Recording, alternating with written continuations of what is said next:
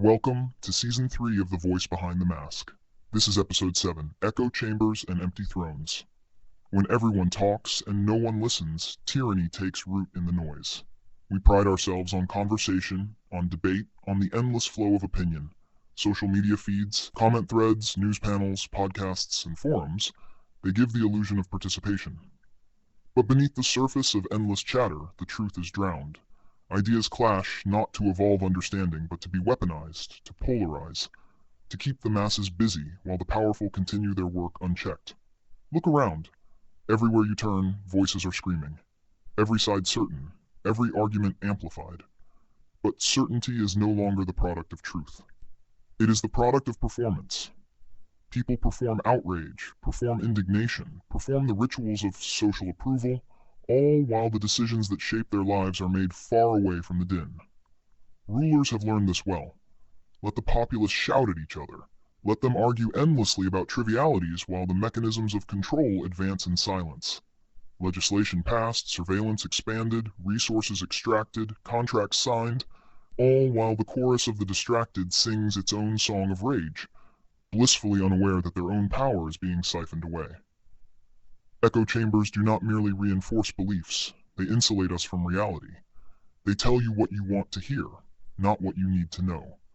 They teach loyalty to ideology rather than truth, and in doing so, they make us complicit. For tyranny does not need soldiers when it has citizens who will argue among themselves, exhausting their energy on each other while leaving the throne empty, unchallenged, and unthreatened. Consider the modern public square. Endless commentary, endless hashtags, endless outrage. Every topic, from policy to scandal, becomes a spectacle. The loudest voice dominates, not the wisest. Popularity becomes a measure of truth, and truth itself becomes irrelevant.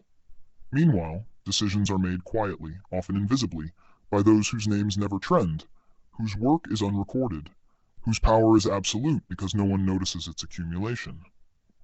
And the irony is sharp. The more we feel heard, the less we truly are. Participation becomes a substitute for influence. Engagement becomes a substitute for change. Liking, retweeting, sharing, all the while believing we are part of something real, when in fact we are being herded, guided, predicted, and analyzed. History offers lessons, if only we choose to see. Tyranny has always grown quietly, not in the moments of loud oppression, but in the gaps between attention, in the cracks of distraction, in the spaces where citizens are too busy arguing about each other to notice the stagehands rewriting the rules. And so the empty throne remains unoccupied yet fully in control. Because the people are preoccupied with noise. Because outrage is louder than reason. Because the illusion of debate is far more convenient for power than the reality of action. The remedy is not louder voices. It is not more hashtags. It is listening, discerning, understanding. It is stepping outside the echo to recognize the mechanisms in motion.